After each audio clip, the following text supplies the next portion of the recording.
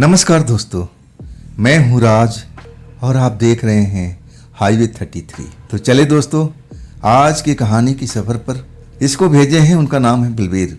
दोस्तों, जब इंसान पूरी तरह से परेशान हो जाता है, उसको कोई रास्ता नजर नहीं आता है, तब वो भगवान के चरणों में भगवान के पास आता है। यह भगवान, मेरी जो भी विपदा हो आप दूर करो। ऐसा ही वो कामना करता है। मंदिर मंदिर आता है, देवी के मंदिर जाता है, ना जाने कहाँ कहाँ भटकता है। लेकिन ऐसे भी कुछ इंसान हैं जो भगवान को पास नहीं जाते हैं। ऐसे विपदा में, ऐसे जो समय होता है उसमें भगवान के मंदिर नहीं जाते। वो इधर उधर भागना शुरू कर देते हैं, लोगों से पता करना शुरू कर देते हैं कि आखिर मेरे साथ में हुआ। भटक करके ऐसे लोगों के पास चले जाते जहां उनको जाना नहीं चाहिए, और तब तक देर हो चुकी होती है। आज की कहानी कुछ ऐसी ही है। बलबीर के साथ में कुछ ऐसे ही घटा था। बलबीर जो थे ना, सुपरवाइजर थे, इंडस्ट्री एरिया में, फैक्ट्री में काम करते थे। हरियाणा के रहने वाले। इंडस्ट्री एरिया में अब उनका फैक्ट्री थी और वहां से 1 किलोमीटर की दूरी पर उनका किराए का घर, जहां पर वो रहा कर। और हफ्ता दिन जब उनकी वीकली छुट्टी आती थी तो वहां से अपनी बाइक उठाते थे और सीधा अपने गाँव चले जाते, जहां पर उनकी पत्नी, उनका माँ, परिवार सब कुछ रहता। अब जो बलबीर की शादी थी ना, शादी को 5 साल हो गए। बलबीर का कोई औलाद नहीं हो रहा, तो धीरे धीरे अब घर के परिवार की उंगली बलबीर की तरफ उठने लगी। वो चाहते थे कि हमारा पोता हो, हम भी खेलें पोते के साथ में। माँ का भी यही उम्मीद, घर के सब परिवार को।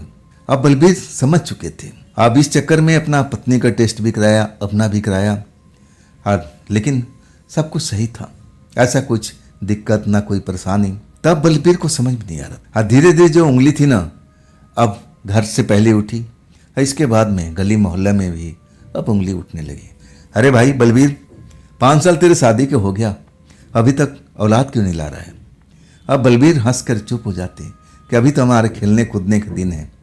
लेकिन अंदर ही अंदर बड़ा गम में रहते। आखिर ऐसी कौन सी समस्या है कि मेरी औलाद हो नहीं रही है? इंसान जब भटकता है ना, तो बुरी तरह से भटक जाता है, जाल में किसी न किसी के फंस जाता है। ऐसे ही समस्या उनके साथ में बलबीर की हो चुकी थी। उनको भगवान के चरणों में जाना चाहिए था, लेकिन वो मंदिर न जा करके ऐसे लोगों की तलाश करने लगे जो उनकी समस्या को समाधान कर सके। जादू टोना वाले लोग, तंत्र मंत्र करने वाले लोग, ऐसे लोगों के पास भटकने लगे। लेकिन जब कहीं से बात नहीं मिली तो और परेशान हो चुके। अब समझ में नहीं आ रहा था कि अब कहाँ जाएं।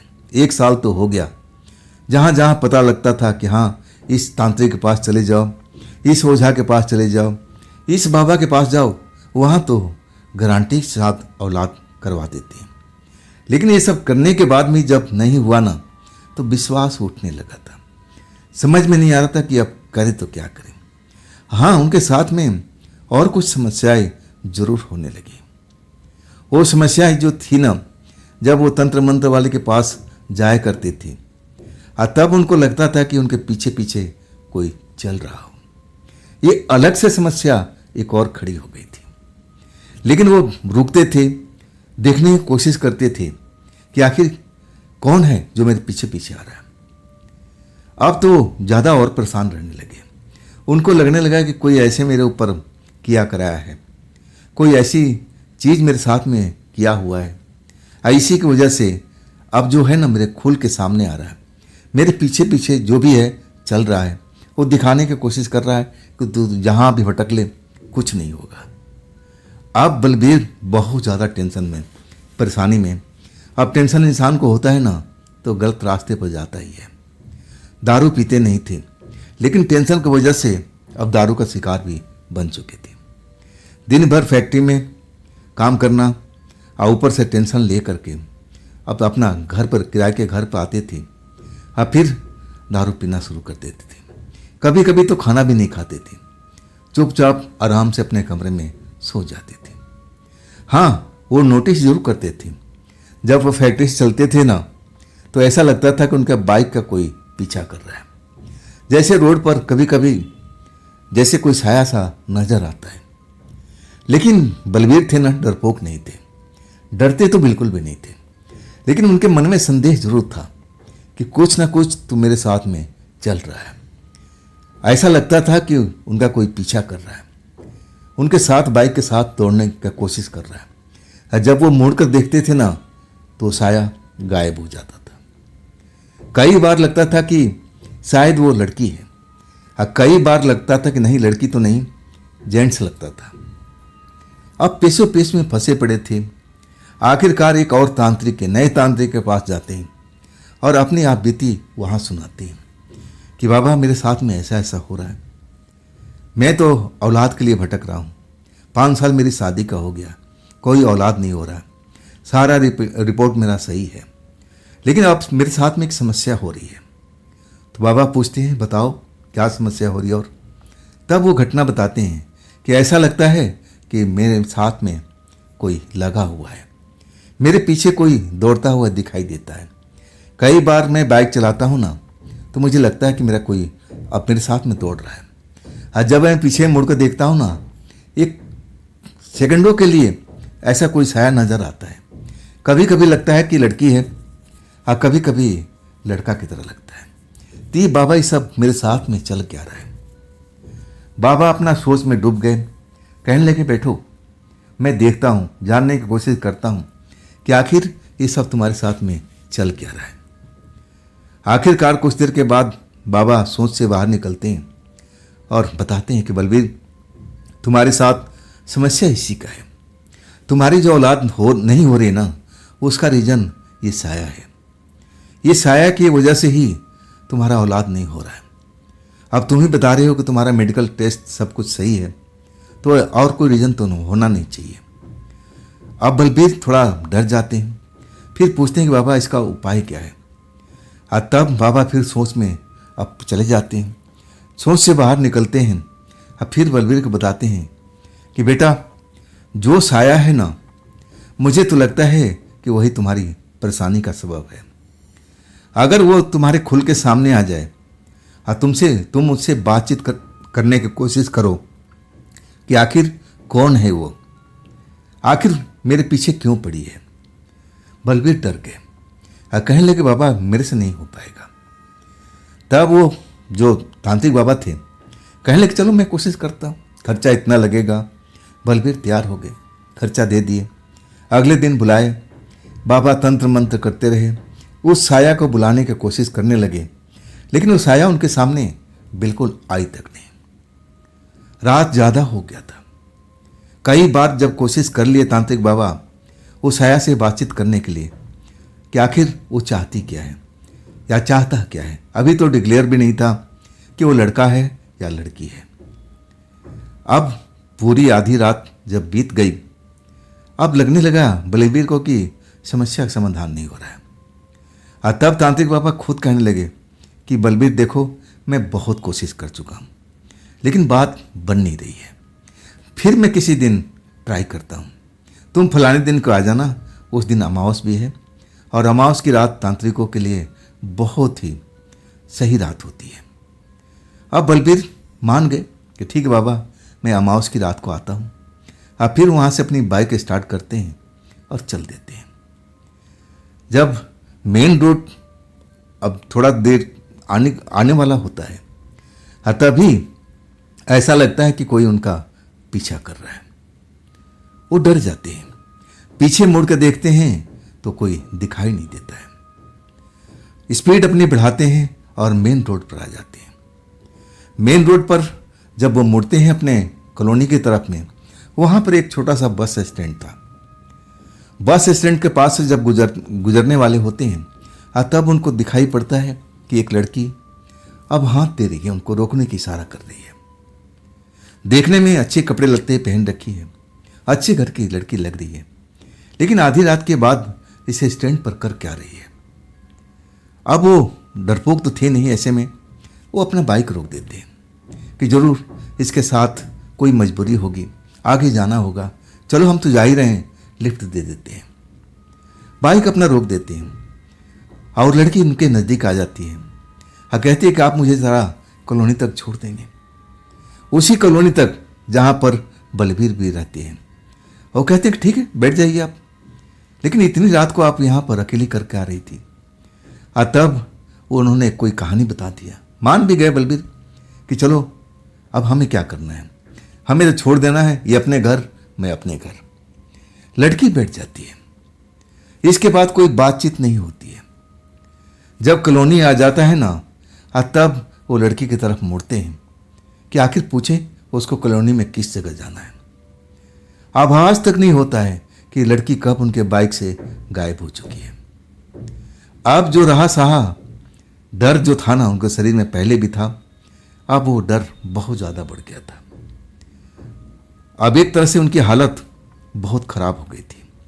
जब वो चलती हुई बाइक से लड़की उतर जाती है, तब वो तो और डर जाते हैं। हाथ पैर कांपने लगते हैं।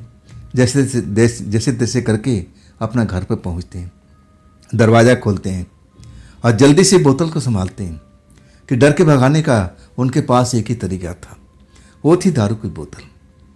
2-4 पैक जल्दी जल्दी पीते हैं। दरवाज़ा बंद पहले ही कर चुके थे। अब उनको लगा कि अब दरवाज़ा बंद हो चुका है, अब कोई बात नहीं है। अब जो एनर्जी ड्रिंक है अंदर आ चुका है, अब तो मैं सब कुछ देख लूँगा, अब डरने वाली कोई बात नहीं है। अंदर में खून में अल्कोहल मिल चुका था और अल्कोहल अपना असर भी दिखा रहा था। डर उनके शरीर से बिल्कुल निकल चुका था। अब जो डर मन से निकल जाता है ना, तो इंसान गलत हरकत कर ही देता है। दरवाज़ा खोल देते हैं। दरवाज़ा पर खड़ा होकर के अब हुलूल जुलूल बकना शुरू कर देते हैं कि जो भी है तो मेरे साथ में खेल खेल रही है, मेरे सामने आकर के बात करना, तो आखिर मुझसे चाहती क्या है? मुझे परेशान करके रखी है, ना तो मेरा औलाद होने देती है, ना मेरा पीछा छोड़ती है। आखिर तुझे किसने भेजा है? मेरे से चाहती क्या है? डर तो पूरा शरीर से निकल चुका था। अलूल जलूल बकते हुए जब उनके सामने कोई नहीं आया, तब वो हंसने लगे कि तू डर गई ना, मुझसे डर गई ना। हालांकि डरे भी वो थे। अभी जो लाल परी शरीर में थी ना, अब उनकी अब ताकत बनी हुई थी और उसी ताकत की वजह से उछल रहे थे। नहीं तो वो दरवाज़ा नहीं खोल सकते थे जब तक लाल परी उसके अंदर में नहीं थी। बलबीर जी के जब कोई दिन नहीं दिखाई देता है, अपने दिल की भड़ास निकाल लेते हैं और तब उनको लगता है कि शायद वो डर गई है। अगर हिम्मत होता तो बिल्कुल सामने आके बात करती, ये क्या चाहिए आमने सामने, लेकिन वो तो डर चुकी है। बलबीर को यही लगा। फिर आते हैं, अपना दरवाज़ा बंद कर देते हैं और आराम से अपने खाट पर लेट जाते हैं। कुछ ही देर में नींद के आगोश में चले जाते हैं लाल परी की वजह से।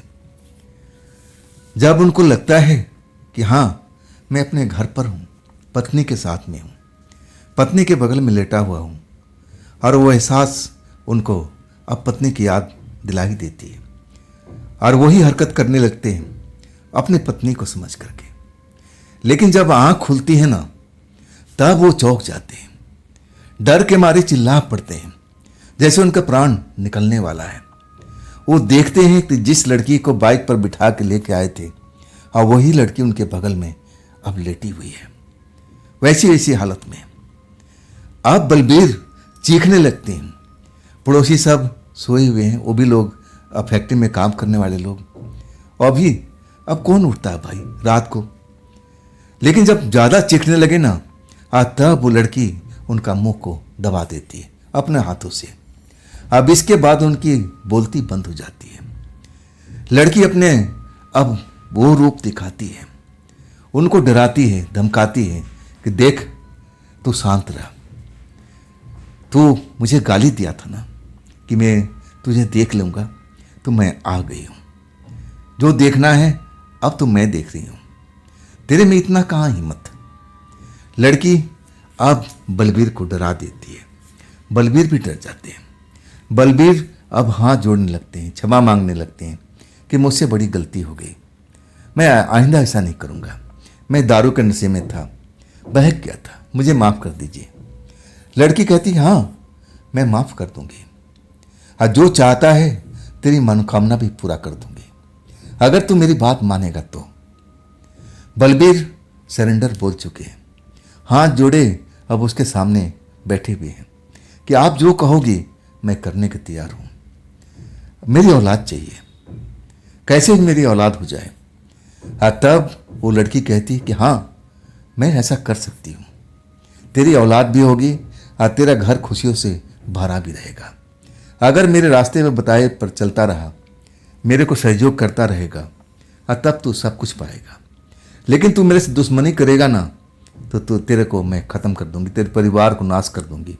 कोई तेरा घर में दिया दिखाने के लिए नहीं बचेगा।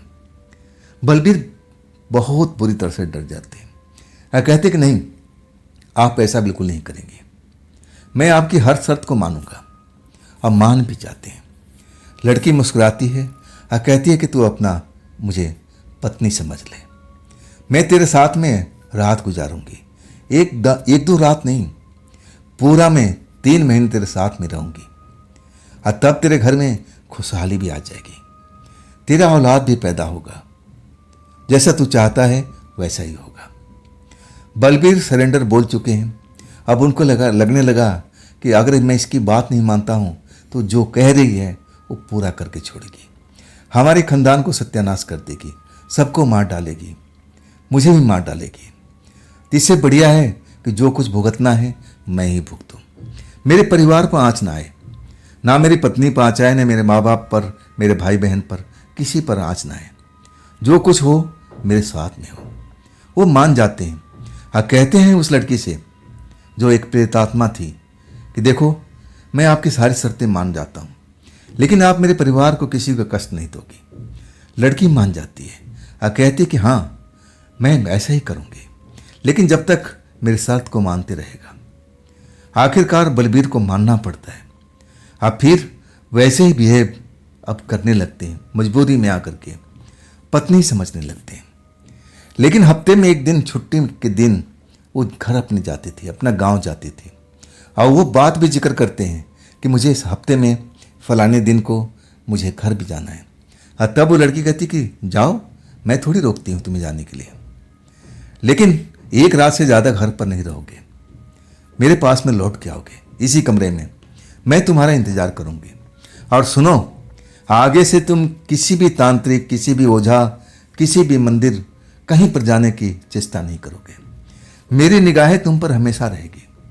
अगर तुम मेरी शर्तों को उल्लंघन करते हो तो फिर मैं जो चाहूँगी वो करना शुरू कर दूंगी। बलबीर बड़े खौफ में हो जाते हैं।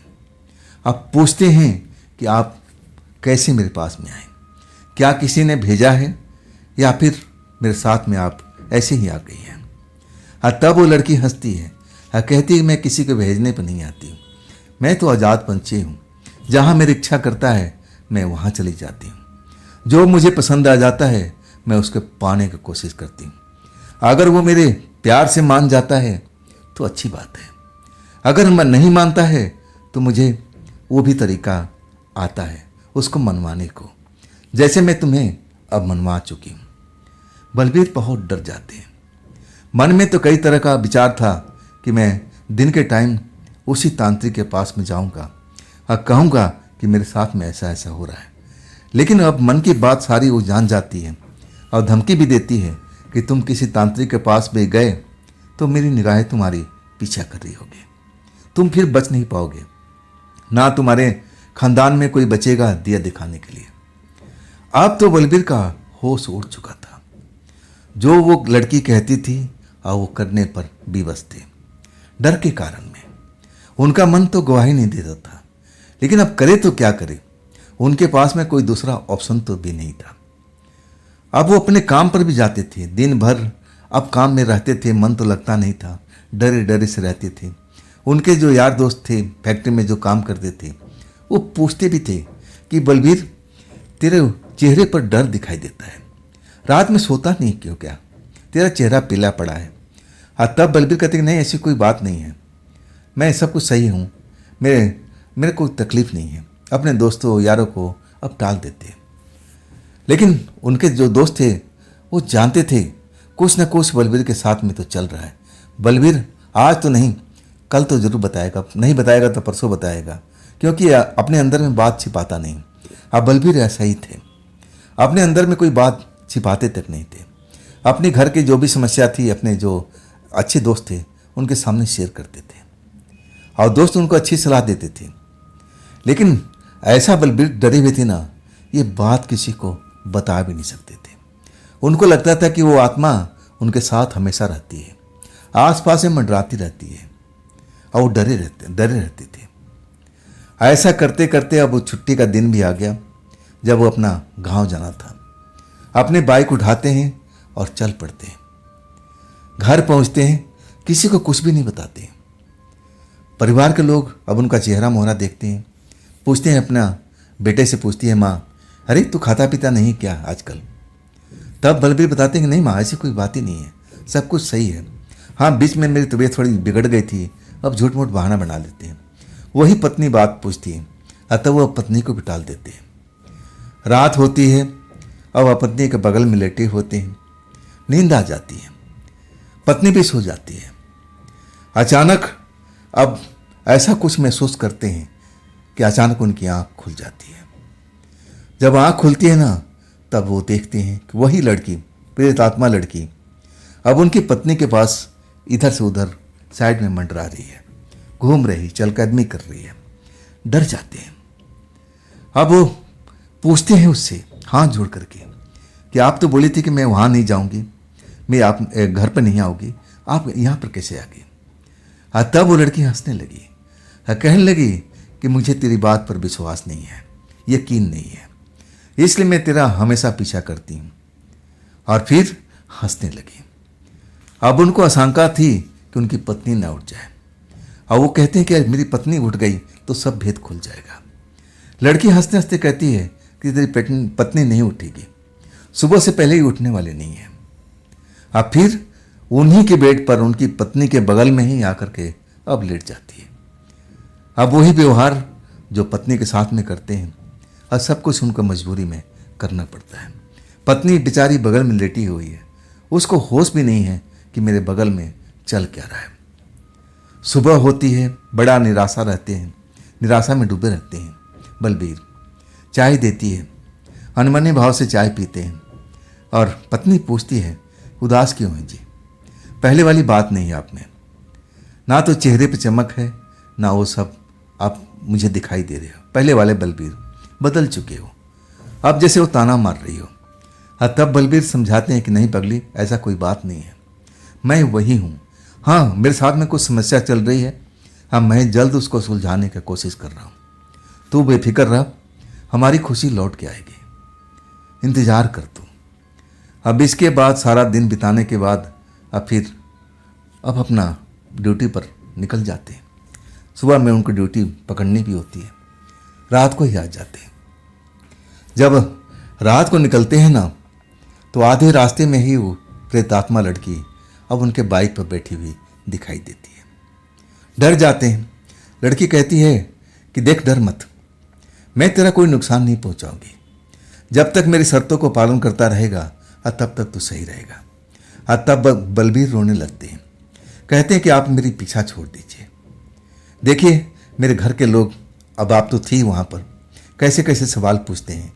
मैं कभी अपने परिवार से झूठ नहीं बोलता, मुझे झूठ बोलना पड़ता है। रोने लगते हैं। तब वो लड़की कहती है कि कुछ दिन और, मैं तुम्हें ज़्यादा तंग नहीं करूँगी, कुछ दिन और मैं तेरे साथ में गुजारूंगी, अब फिर मैं तुझे छोड़ के चली जाऊंगी। जो मैं तुमसे वादा किया है वो वादा मैं बिल्कुल पूरी करूंगी।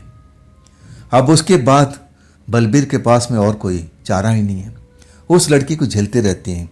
रात में उनकी पत्नी की तरह उनके घर में रहती, और सुबह में अब वो गायब हो जाती थी। दिन के उजाले में कभी नज़र नहीं आती थी, लेकिन जब ड्यूटी से आते थे ना, तो बड़ा डरे सहमे आते थे। कई बार तो लड़की आधे रास्ते पे उनकी बाइक पर बैठी हुई अब दिखाई देती थी। अब ऐसा ही करते करते 3 महीना बीत चुका था।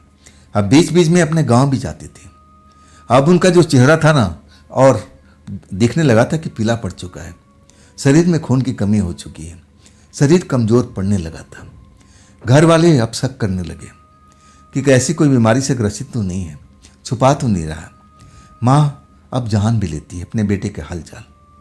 अब माँ को समझ में आ गया कि मेरे बेटे के साथ में कुछ जरूर बात है, अरे मेरे से बात छिपा रहा है।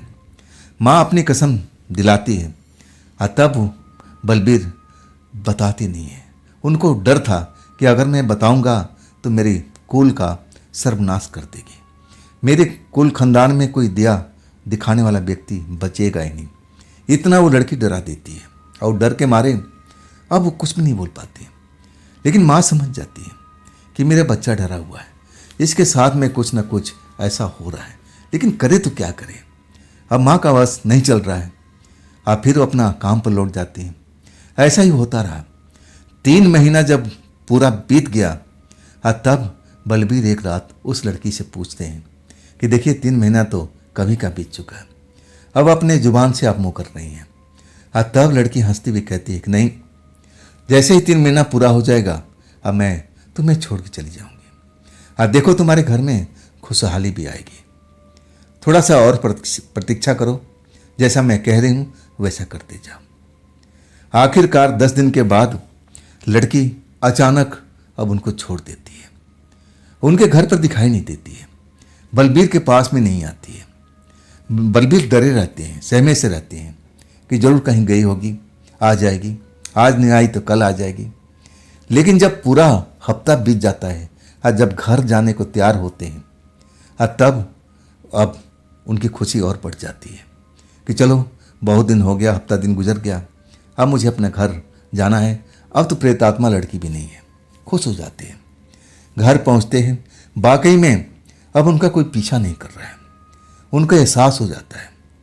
घर जाते हैं, लेकिन ये बात अभी तक किसी को बताते नहीं, डर उनके मन में समाया हुआ है। लेकिन उस रात अपनी पत्नी के साथ बिताते हैं। अब वो प्रेतात्मा लड़की अब उनके बगल में नहीं आती है, वो गायब हो चुकी है। बलबीर मन ही मन खुश थे, पत्नी को सब कुछ बताना चाहते थे, लेकिन अभी हिम्मत साथ नहीं दे रहा था। क्या पता, क्या भरोसा कब आ जाए, वो डरे से रहती हैं। इस तरह बीतते बीतते 3 महीना के आसपास बीत जाता है। जब पूरा उनको लग जाता है कि हाँ अब वो लड़की नहीं आएगी, तब वो खुश हो जाते हैं। घर जाते हैं तो सबसे पहले अब वही खुशखबरी मिलती है। पत्नी बताती है कि देखो जी, मैं पूरा कंफर्म होना चाहती थी। बलबीर समझ नहीं पाते, बोलते हैं क्या, किस बात की कंफर्म करना चाहती हो। तब वो कहती है कि आप बाप बनने वाले हो। खुशी के मारे बलबीर अपनी पत्नी को उठा लेते हैं। तब कहती नहीं नहीं, ऐसा मत करो, ऐसा मत करो, मुझे उतारो उतारो। बलबीर समझ नहीं पाते हैं कि मैं क्या करूं। तब उनको उसी प्रेतात्मा लड़की को ध्यान आता है। अब वो जान जाते हैं कि देखो मैंने कहाँ कहाँ गया, किस तांत्रिक के पास गया, जहाँ जहाँ लोग बताते गए, कोई बाबा को मैं नहीं छोड़ा, कोई तांत्रिक को नहीं छोड़ा, हर जगह पर जाता रहा जहाँ जहाँ लोग जाते रहे, लेकिन मेरी औलाद का सुख प्राप्त नहीं हुआ। लेकिन लड़की ने जैसा कहा था, प्रेतात्मा लड़की ने अब वैसा ही किया था। अब उनके घर में खुशहाली वाकई में आने वाली थी, और इसके बीच में बलबीर का सैलरी भी बढ़ चुकी थी, डबल खुशहाली। अब तो ऐसा महसूस होने लगा बलबीर को कि वो लड़की वास्तव में जो कहा और उसने किया। अब उनके मन में डर तो था, लेकिन एक अजीब सी बात थी, उनको समझ में नहीं आ रहा था कि कैसे मैं अब इस खुशी को सहन करूं। औलाद का सुख, इधर सैलरी डबल हो चुका है, खुशियां तो जैसे अब उनके कदम को चूम रही थी। अब कुछ दिन होने के बाद में अब फिर वही अपना छुट्टी के दिन घर पर पहुंचते हैं और अपनी पत्नी के सामने बैठते हैं। आज चेहरे पर वही मुस्कान पहले वाला लौटा होता है। तब पत्नी चहक के बोलती है कि देखो, अब लग रहा है कि आप पहले वाले बलबीर हो, सब कुछ वैसा ही लग रहा है, नहीं तो बीच में आपकी हालत बहुत बेकार चल रही थी, क्या हुआ था आप कुछ बताते क्यों नहीं हो। तब बलबीर कहते कि नहीं, जो कुछ हुआ था मैं सब कुछ झेल चुका हूँ, ये बताने लायक बात नहीं है। मुझे डर है कि आज भी मैं कुछ बात बताऊंगा तो मेरे साथ में कुछ बुरा ना हो जाए। ये जो बात थी ना पति पत्नी के बीच में, अब माँ आ रही थी और ये बात उन्होंने भी सुन लिया। अब माँ को अब इस बात को आश्चर्य था। अब अपने बेटे से पूछती है कि ऐसा कौन सी बात थी जो हम लोगों से छुपा कर रखा है, बताया नहीं। माँ कसम दिलाने लगी। तब बलबीर को लगा ना कि अब बता देना चाहिए। अब इसके बाद पूरी बात उस प्रेतात्मा लड़की को बताते हैं कि देख माँ, मेरे साथ में ऐसी ऐसी घटना घटी है, और देख अब सब कुछ कुशल मंगल है। देख हमारा अब बेटा भी आने वाला है, बेटा है वह बेटी, जो भी कोई आने आएगी। और देखो मेरी सैलरी भी अब डबल हो चुकी है। हमारे घर में खुशियाँ लौट आई हैं। आज सब ये सब किया है उसी प्रेत आत्मा लड़की ने। अगर मैं उसको मना कर देता तो वो मेरे घर को सत्यानाश कर देती। जो उसका कहना था, हमारे वंश में ऐसा कोई नहीं बचता जो दिया दिखाता, जो उसका कहना था। जब बलबीर बताने लगे ना तो माँ, परिवार के लोग सब कोई डर चुके थे। और सब ने बोला कि बेटा जो ने तुमने किया अब अच्छा ही किया है, चलो उस बात को भूल जाते हैं। अब एक नया अब सवेरा स्टार्ट हो चुका है। अब पिछली बातें को हम भूल करके आगे की तरफ चलते हैं। और उनकी पत्नी भी कही कि जो हुआ मैं भी भूल जाती हूँ उसको। पिछली बातें को दोहराओ मत कि आप कहाँ थे, आपके साथ में कौन थी, आपने क्या किया, उसने क्या किया। हम उस बात को लेकर बैठेंगे नहीं। अपने दिल से जो भी चीज़ है ना उसको निकाल फेंकिए, पीछे मुड़ के मत देखिए, आगे की तरफ चलते हैं। और वास्तव में पति पत्नी पूरा परिवार अब एक था। जहाँ पर एक मत होना तो परिवार आगे बढ़ता है। अब वैसे ही हुआ। इसके बाद जो उनकी खुशी थी अब बढ़ती चली गई। तो घर में बेटी, सुंदर सी बेटी पैदा हुई और बेटी भी अपनी माँ की अब तरह खूबसूरत थी। अब तो खुशी और बढ़ चुकी थी। और आज भी बलबीर बताते हैं कि कभी कभी मुझे लगता है ना कि मैं अंधेरे से निकलता हूँ तो जैसे वही खड़ी हो, मुझे घूर रही हो, लेकिन जैसे अपने शर्तों पर थी ना कि सब कुछ होने के बाद मैं तुम्हारे नज़दीक नहीं आऊँगी। शायद अपने शर्तों पर आज भी अब एक तरह से तैयार है। वो मुझे देखती ज़रूर है लेकिन मेरे पास में आती नहीं है, मुझे तो यही लगता है। तो ये थी दोस्तों बलबीर जी की अपनी आप बीती। ये आप बीती आपको कैसी लगी कमेंट में ज़रूर बताइएगा। हाँ दोस्तों, अगर आपके पास भी ऐसी कोई घटना है, कोई आप बीती है, कोई कहानी है जो आप मुझे भेजना चाहते हो तो आप मुझे इंस्टाग्राम, व्हाट्सएप नंबर, मेरी मेल आईडी पर आप किसी पर भेज सकते हो। हाँ दोस्तों, ये भी चैनल आप ही का है तो इसको भी अपना प्यार दीजिए, लाइक कीजिए, सब्सक्राइब कीजिए, शेयर कीजिए अपने दोस्तों को। अब फिर हम कल मिलते हैं ना इसी चैनल पर, इसी टाइम में। आप लोग अपना ख्याल रखिएगा। नमस्कार, जय हिंद, जय भारत। नमस्कार दोस्तों, मैं हूँ राज और आप देख रहे हैं हाईवे 33। तो दोस्तों अब चलते हैं आज की तांत्रिक मैडम की एपिसोड नंबर 46 में। आशीष ड्राइंग रूम में बैठे हुए और तांत्रिक मैडम और जेसिका और अनामिका यानी एनी का इंतजार कर रहे थे। वो तीनों लोग सुबह 10 बजे के निकले हुए थे कार लेकर के और अभी तक लौटे नहीं थे। शाम होने वाली थी। आशीष बड़ा बेचैन हो जाती थी। बड़ी सी हवेली जैसे घर में, फार्म हाउस में अकेला इंसान डर ही जाता है। आशीष का हाल भी कुछ ऐसा ही था। थोड़ा सहमे हुए थे, अंधेरा होने जा रहा था। अब ये जानते थे कि इस घर में क्या क्या हो जाता है। कई बार ऐसे ऐसी चीज़ों से पाला पड़ा था कि आशीष का होश उड़ चुके थे। आज भी डरे हुए थे, सहमे हुए थे। बार बार गेट पर आते थे, देखने की कोशिश करते थे कि कोई कार की लाइट तो नहीं दिख रही है, लेकिन अभी तक ऐसा कुछ नजर नहीं आया था। तांत्रिक मैडम तो किसी काम से की हुई थी। अब बोल के गई थी कि आशीष हम शाम तक लौट आएंगे, सूरज डूबने से पहले हम लौट आएंगे। लेकिन अब सूरज डूबने वाला था और तांत्रिक मैडम का कोई अता पता नहीं था कि कहाँ गई, कब तक आएगी। आशीष बेचैन इधर उधर घूम रहे थे, डर तो लग रहा था। आखिरकार वो ड्राइंग रूम में बैठ जाते हैं और इंतजार करने लगते हैं। जब रात का करीब 9 बजता है ना, आशीष एकदम बेचैन हो जाते हैं, डर जाते हैं। गेट पर आते हैं, गेट पर देखने की कोशिश करते हैं कि कोई कार का लाइट दिख रहा है या नहीं। कोई नहीं दिख रहा है।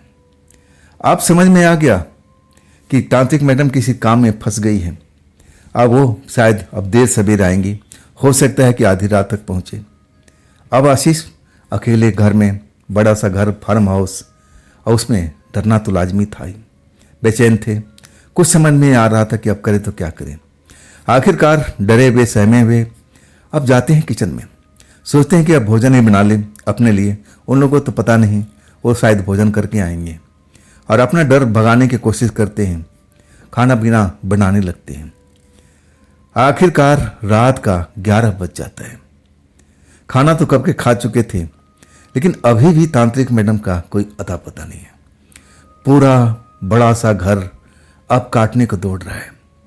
अब तो उनकी हिम्मत भी नहीं थी कि वो गेट पर आए, आ करके देखें कि कोई गाड़ी दिख रही है क्या। ऐसा डर सता रहा था। अब लगने लगा कि ना, जब नहीं आई तो अब कहाँ से आएगी। अब हो सकता है कि सुबह में आएंगे। ऐसा कभी पहले नहीं हुआ था। वो देर सबेर आ ही जाती थी, और आज कहाँ फंस गई। मन में अब ऐसा ही उनको महसूस हो रहा था। डरे समय से अब बेचैन घबराए हुए इधर उधर ड्राइंग रूम में टहल रहे थे। अब करे तो क्या करें। अब उनका कोई चारा तो नहीं चल रहा था। अब सोचने लगे कि अब टाइम बेकार करना बेकार है। चलते हैं अपने कमरे में, आराम करते हैं, दरवाज़ा अंदर से बंद कर देंगे। अब वही करते हैं। डरे सहमे आकर जल्दी से दरवाज़ा बंद करते हैं अपने रूम का और अपने बिस्तर पर लेट जाते हैं। सोने की कोशिश करते हैं, लेकिन आंखों में नींद कहाँ आ रही है। जब शरीर डरा हुआ हो ना, तो नींद भी नहीं आती है। जरा से भी कोई आहट होती है ना कमरे में उनके, दरवाज़ा कोई जैसे हवा का तेज झोंका से हिल गया, तब भी वो खौफ में हो जाते थे। ऐसे ही थे आशीष। तंत्र मंत्र उनको आता नहीं था, लेकिन अब तांत्रिक के घर में थे। तांत्रिक मैडम से शादी किया हुआ था। तांत्रिक मैडम का पसंद थे आशीष। आखिरकार 12 बज चुका था। अब लगा कि अब तांत्रिक मैडम तो आएगी नहीं, अब तो शायद सुबह में आएगी। सोने की कोशिश करते हैं, लेकिन डर शरीर पर हावी रहता है। अचानक खिड़की से कोई ठकठकाने लगता है। खिड़की जो गार्डन साइड में खुलती थी उनके कमरे की, अब वो जो खटखटाने की आवाज़ सुनते हैं ना, तो एकदम खौफ में आ जाते हैं। उनको लगा कि अब जो आसपास में भूत प्रेत हैं अब उनके पास में आ गए। तांत्रिक मैडम के रहते हुए अब किसी की हिम्मत तो नहीं होती थी, लेकिन वो जान चुके हैं कि तांत्रिक मैडम तो है नहीं। चलो, आज घर में कोई रोकने टोकने वाला नहीं है। अब आशीष की जान निकल रही थी। उनकी हिम्मत नहीं थी कि दरवाजे पर आए, देखे कि आखिर खिड़की पर कौन है, कौन ठकठका रहा है। एकदम हालत खराब हो गई थी। लेकिन जो खटखटाहट थी ना, कुछ देर रुकती थी और इसके बाद फिर ठक ठक ठक, जैसे कोई अब नॉक कर रहा हो। जितना नॉक करता था ना, उतना तेजी से आशीष का दिल धड़कता था। अब क्या होगा, अब क्या होगा। तांत्रिक मैडम तो है नहीं, अब मेरे को कोई मार देगा। भूत प्रेत आ गए हैं, अब मुझे छोड़ेंगे नहीं। डरे हुए थे, रोने का जी कर रहा था।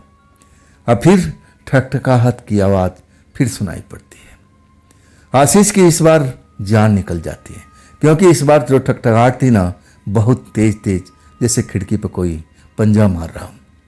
अब तो आशीष की जान निकलने लगी। तभी एक हंसी की आवाज़ सुनाई पड़ती है।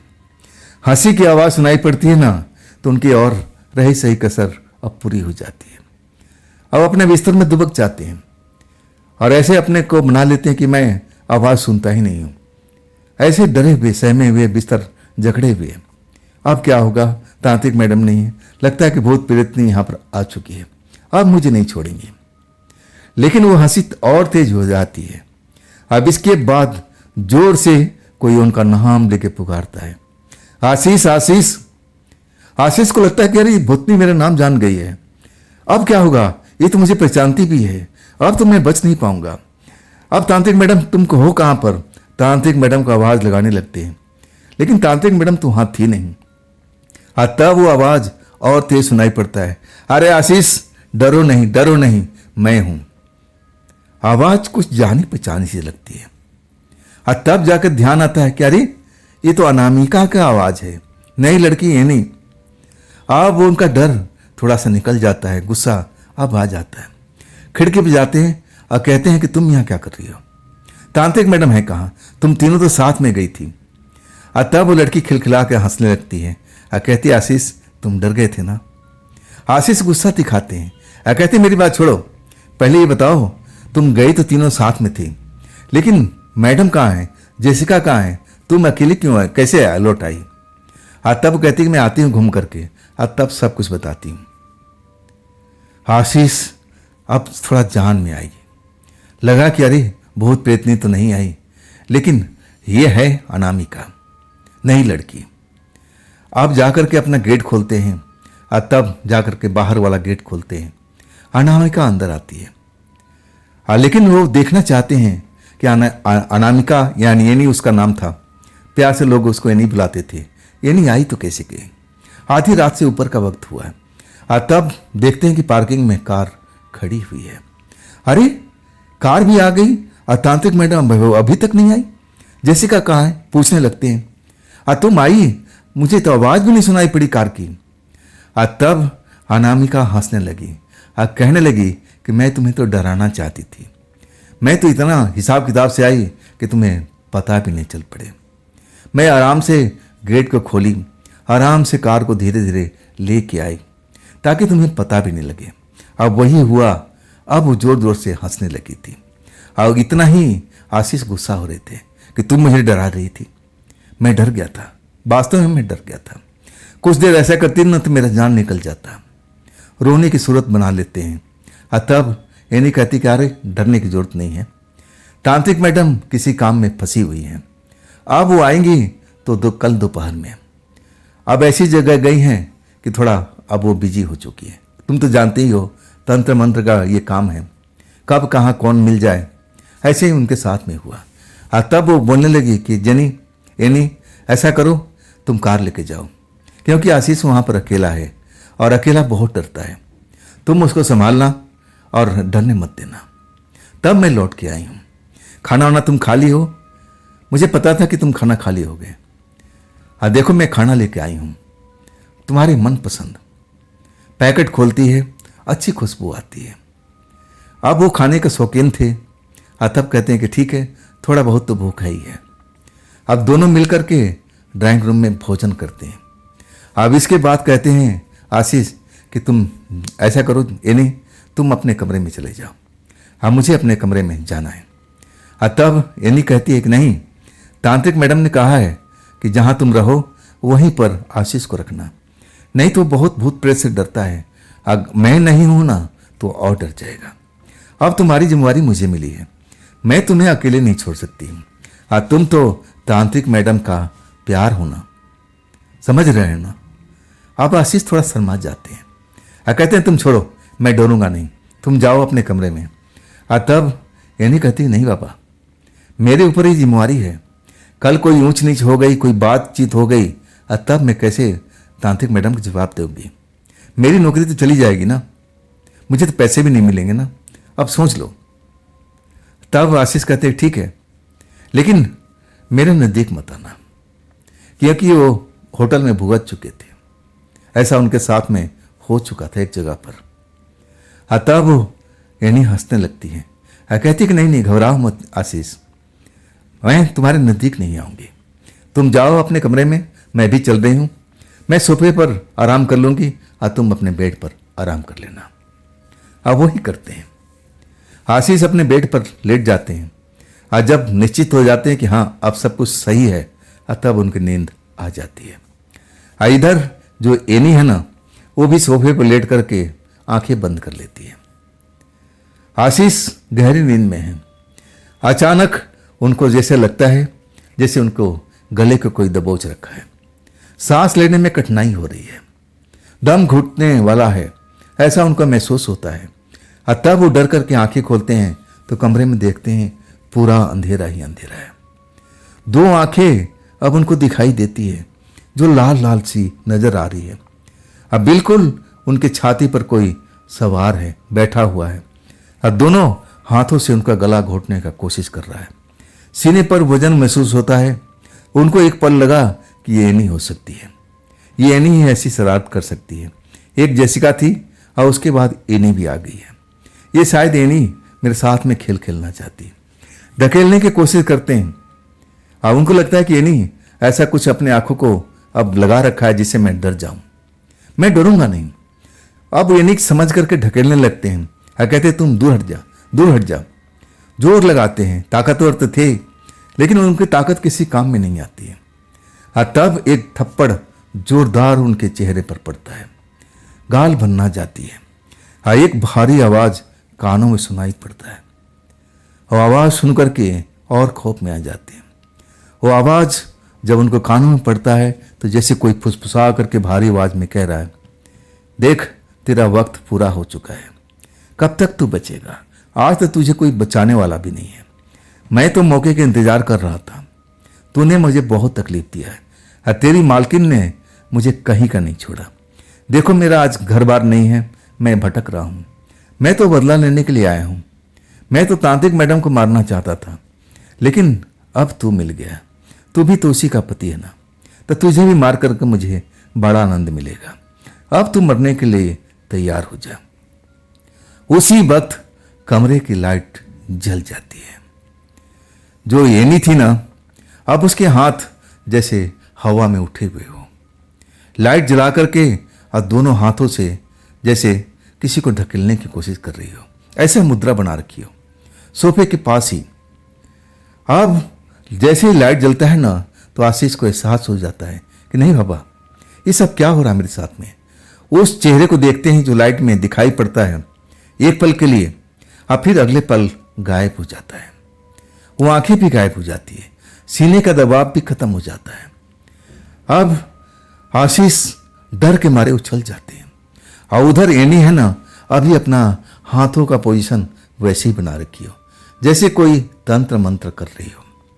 आंखें बड़ी बड़ी फैली हुई नजर आ रही है, आंखों में अंगार सा नजर आ रहा है। अब ये एनी का पहला ऐसा रूप देखे थे आशीष। अब वो खौफ में आ चुके थे। अरे ये कौन मेरे घर में आ गया था, कौन सा शैतान था। वो डरे हुए थे और एनी को आवाज दे रही थी, एनी एनी इधर आओ इधर आओ।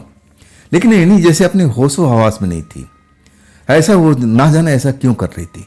और तब वो डरे हुए पलंग से उतरते हैं, एनी के पास पहुंचते हैं, एनी को हिलाने डुलाने लगते हैं। एनी तुम्हें क्या हुआ, तुम्हें क्या हुआ। एनी अपने अब आंखें पलके झपकाने लगती है, कहती है अब ठीक है ना आशीष। वो भाग गया ना, इधर उधर देखने लगती है। तब आशीष कहते हैं, हाँ वो तो लाइट जलाते ही भाग गया। तुम भी जादूगर नहीं हो क्या, तुम्हें भी तंत्र मंत्र आता है क्या। तब एनी जो कहती है कि नहीं, मुझे बस एक ही मंत्र आता है और उसी मंत्र को मैं हमेशा याद रखती हूँ जो तांत्रिक मैडम ने मुझे बताया है, और उसी मंत्र ने तेरा जान बचाया आशीष। आशीष बहुत डरे हुए थे, समझ में नहीं आ रहा था कि आप करें तो क्या करें।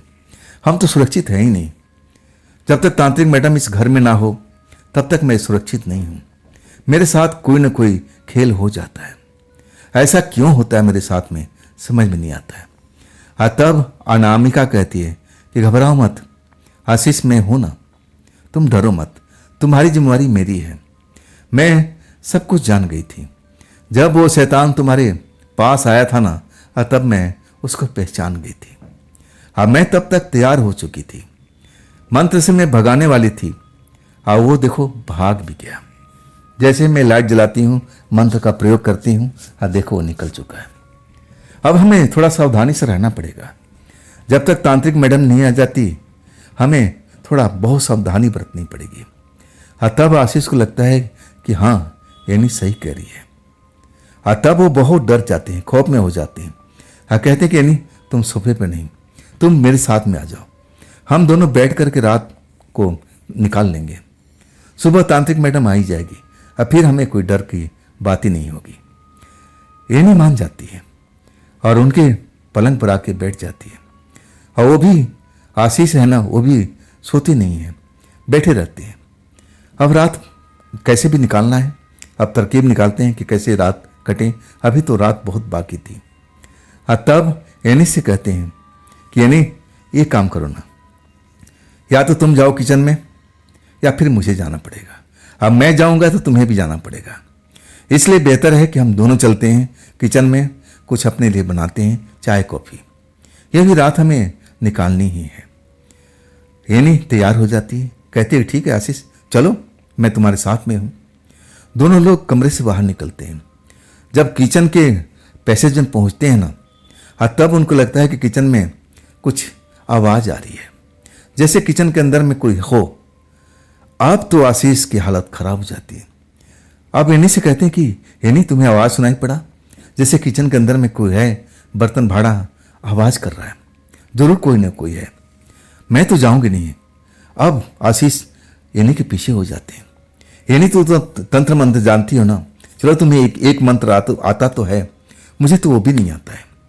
तो ये काम करो, तुम देखो उस किचन के अंदर में तो कोई नहीं है, तब मैं आऊँगा। एनी चली जाती है। एनी जा करके देखती है तो वहाँ पर कोई नहीं है। तब आशीष को आवाज़ देती है कि आ जाओ आशीष, कोई नहीं है, तुम्हारा मन का वहम है। आशीष भी आ जाते हैं और वो लोग कॉफ़ी बनाने लगते हैं।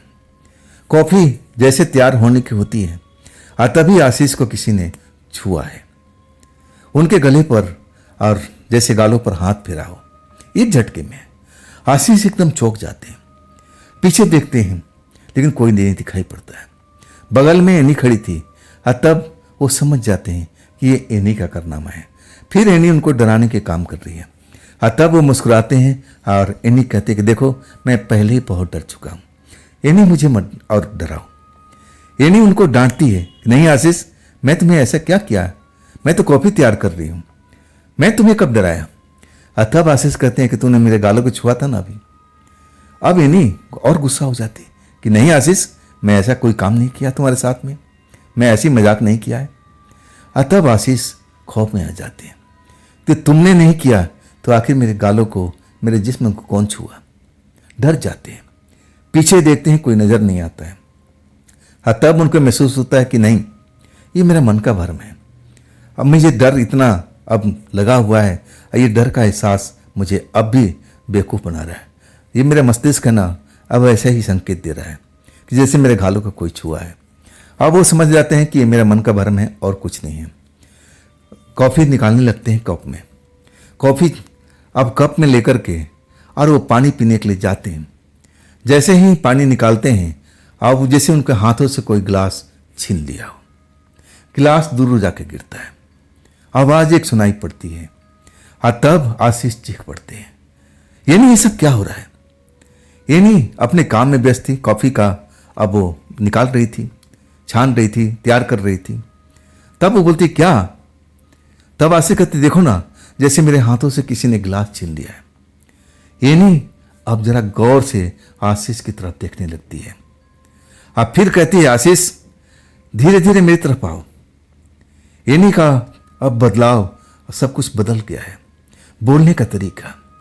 धीरे धीरे कह रही है कि आशीष धीरे धीरे चलते हुए मेरी तरफ आ जाओ, इधर उधर मत मुड़ना। आशीष का जैसे प्राण सूख गया था, ये क्या हो रहा भाई, ये नहीं ऐसे कैसे बोल रही है, क्या मेरे आसपास में कोई खड़ा है। ये नहीं अभी बोल रही है आशीष बिना मुड़े हुए, बिना पीछे देखे हुए आगे आते रहो, जितना जल्दी हो सके मेरे पास पहुंचो। आशीष पहुंच जाते हैं लेकिन शरीर कांपने लगता है।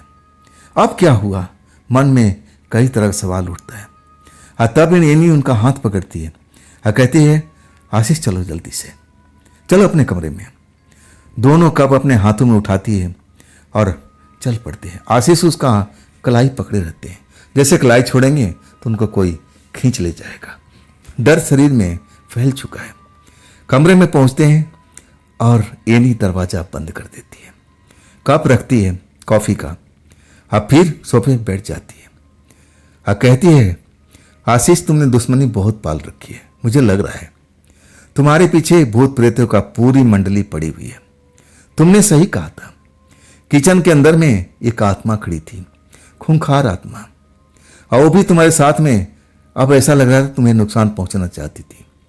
जो मैंने उसका हाव भाव देखा, बहुत गुस्से में लग रही थी। और तुम सही कह रहे थे, तुम्हारे गिलासों जो पानी पी रहे थे ना, वो तुम्हारे हाथों से झटक दिया था। अब तुम इतनी दुश्मनी पाल रखे हो, कैसे चलेगा तुम्हारा लाइफ। तुम तांत्रिक मैडम से कहो ना कि तुम्हें कोई मंत्र वंत्र सिखाए। लेकिन आशीष इतने खौफ में थे कि वो जैसे एनी के बात को सुन ही नहीं रहे हो, डरे हुए थे, कांप रहे थे।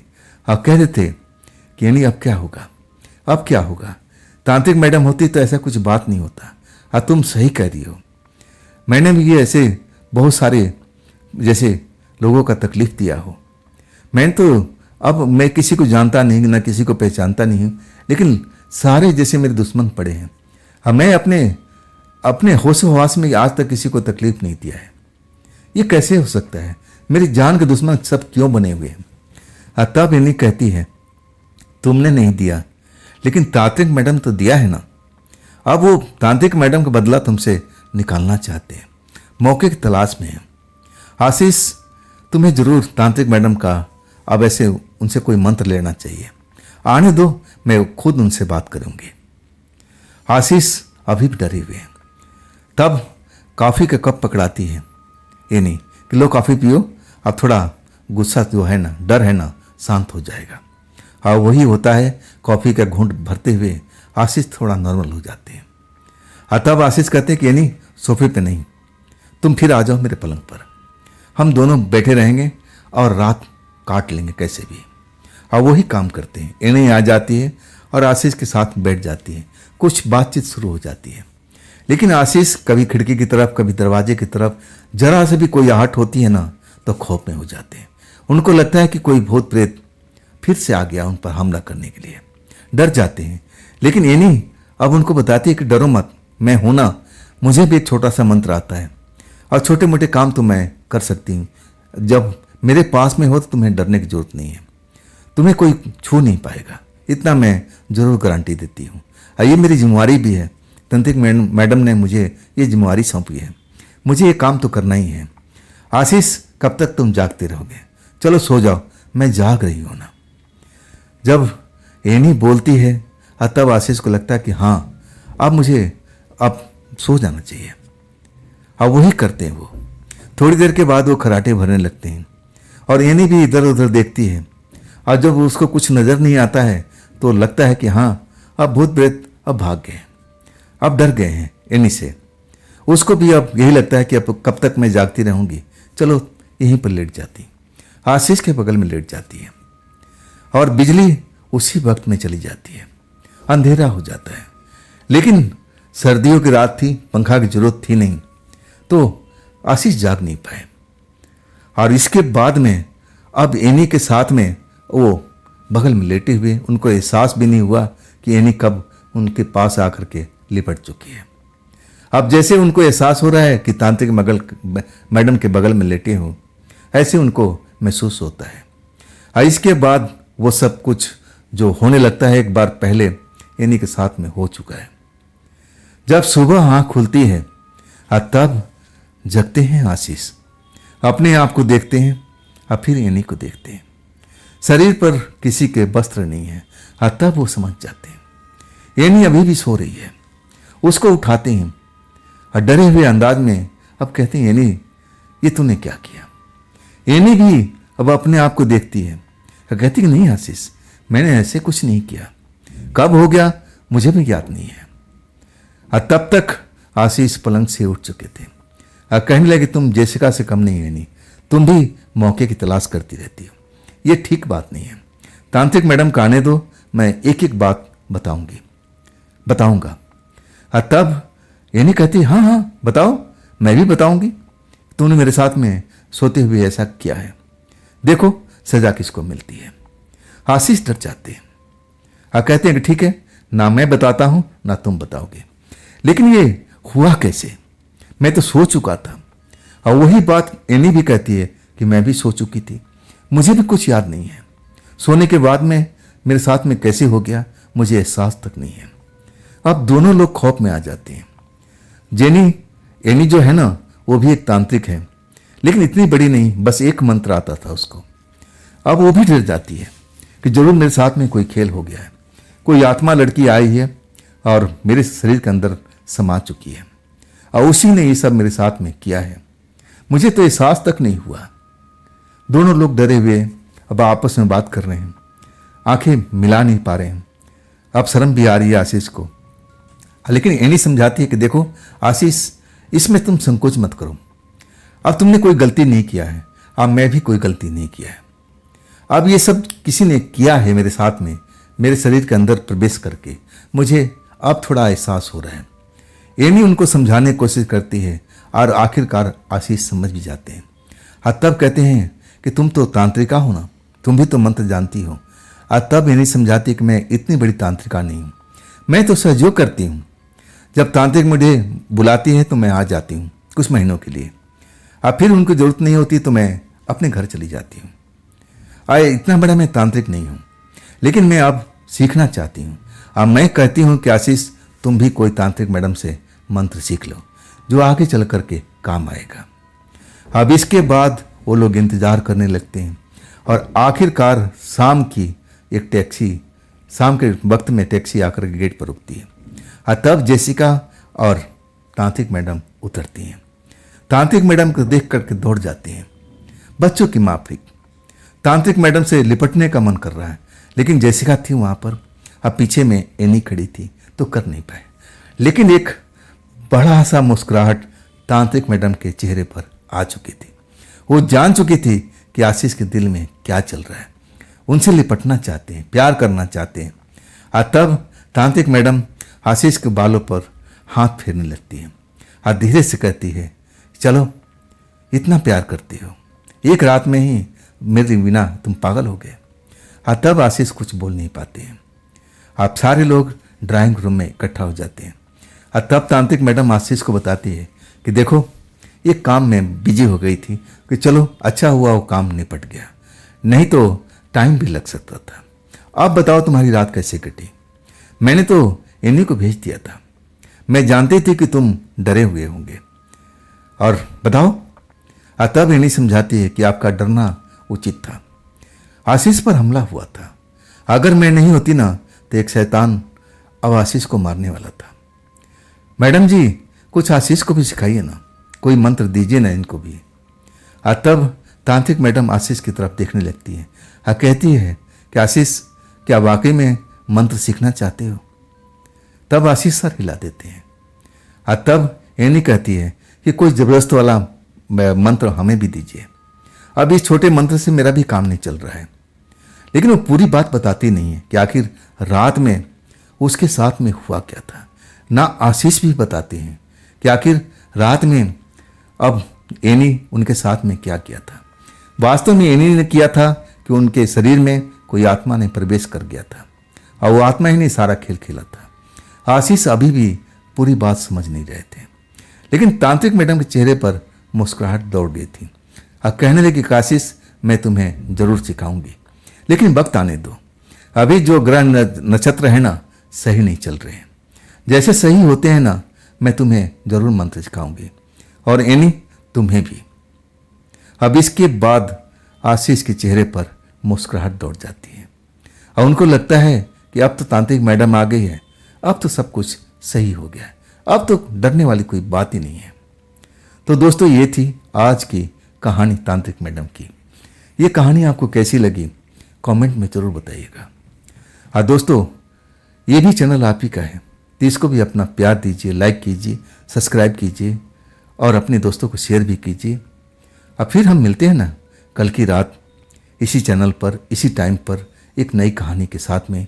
आप लोग अपना ख्याल रखिएगा। नमस्कार, जय हिंद, जय भारत।